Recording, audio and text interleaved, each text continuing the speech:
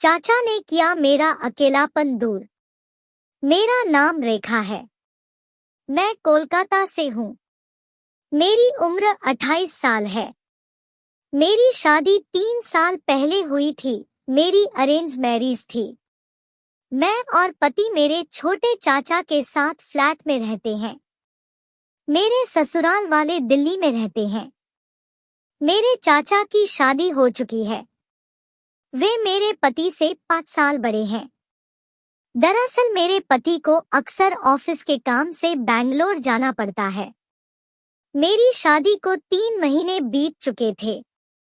पति 5 दिन पहले बैंगलोर चले गए थे।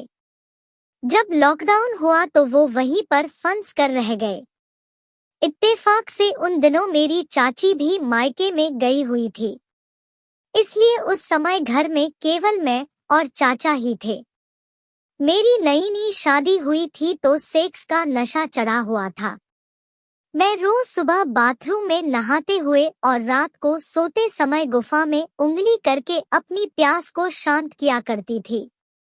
एक दिन की बात है कि मैं बाथरूम से नहाकर निकली थी। मेरे बदन पर केवल मैंने एक तौलिया ही लपेटा हुआ था। सामने का नजारा देखकर मैं सहम गई। मेरे चाचा सामने बेड पर बैठे हुए मेरी ब्रा पैंटी को सूंघ रहे थे। उनका हाथ औजार पर था जो तना हुआ था। वे पैंटी को जोर जोर से सूंघते हुए अपने औजार की मुठ मार रहे थे। मुझे देखकर वे एकदम से सफेद हो गए। फिर एकदम उठकर हड़बड़ी में वहां से बिना कुछ बोले निकल गए। उस दिन चाचा और मेरे बीच में कोई बात नहीं हुई। अगले दिन मैं फिर से नहाते हुए गुफा में उंगली कर रही थी। मेरे मुंह से कामुक आवाजें भी निकल रही थी। अचानक मुझे लगा कि जैसे दरवाजे पर किसी की आहट हुई है। मैंने ध्यान से सुना तो किसी के सांस लेने की आवाज स्पष्ट सुनाई दे रही थी। कोई जोर जोर से सांस ले रहा था। मैं समझ गई कि चाचा बाहर खड़े मुझे दरवाजे की झिरी में से देख रहे थे और अपना औजार भी साथ साथ हिला रहे थे। नहाने के बाद मैं बाहर आई तो वहां कोई नहीं था। फिर तैयार होकर मैंने खाना बना दिया। मैंने चाचा को खाने के लिए आवाज लगाई। वे आकर बैठ गए और कुछ नहीं बोल रहे थे। मैंने सोचा कि पूछकर देखूं कि क्या बात है। चाचा से मैंने पूछा, आप उदास क्यों लग रहे हैं? चाचा बोले, नहीं रेखा, कुछ नहीं, बस ऐसे ही, मैं तो उदास नहीं हूँ। मैं चाची की याद आ रही है क्या आपको? वे बोले, हाँ, लेकिन क्या करूँ, लॉकडाउन है तो वो फंसी हुई है और हम भी बाहर नहीं जा सकते हैं। मैं बोली, हाँ, मेरे साथ भी तो यही हाल हो गया है। मेरे पति भी नहीं है और मैं भी बहुत अकेली हूँ। चाचा, हाँ, तुम भी अकेली हो, मैं भी अकेला हूँ। मैं, हाँ चाचा जी।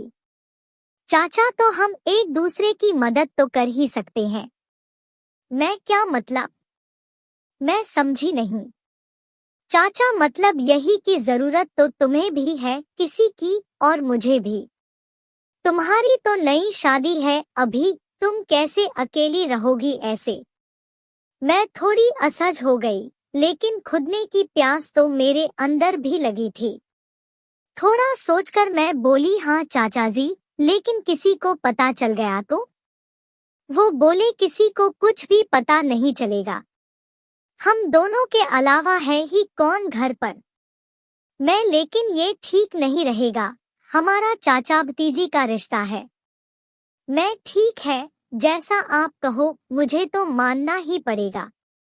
मन ही मन में मैं मुस्करा रही थी क्योंकि मैं भी खुदाई की प्यासी थी, लेकिन चाचा के सामने मैंने ऐसे दिखाया जैसे मैं मजबूरी में खुदाई के लिए हाँ कर रही हूँ।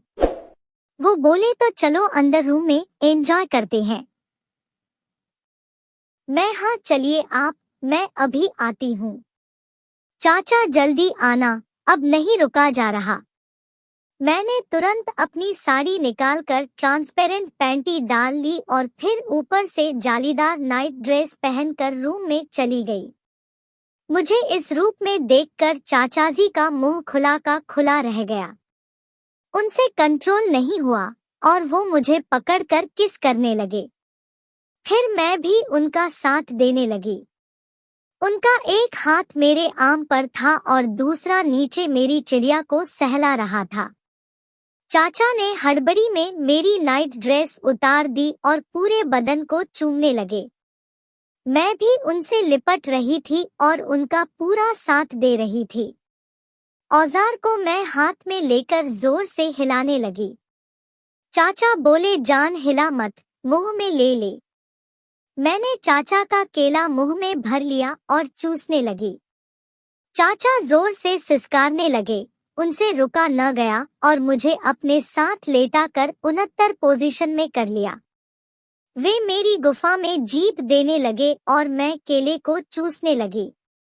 कभी वे मेरी गुफा में उंगली दे देते और खोदने लगते। मुझे पूरा मजा आने लगा था और मैं बदले में चाचा के केले को पूरे मन से चूसे जा रही थी। हम दोनों अब बहुत ज्यादा गर्म हो गए थे। मैं बोली, चाचा अब खोद दो और नहीं रुक सकती मैं। चाचा ने भी पल भर की देर न की और औजार पर कंडोम चढ़ाने लगे। मैं बोली, बिना कंडोम के करो चाचा जी। यह सुनकर चाचा के चेहरे पर मुस्कान फैल गई।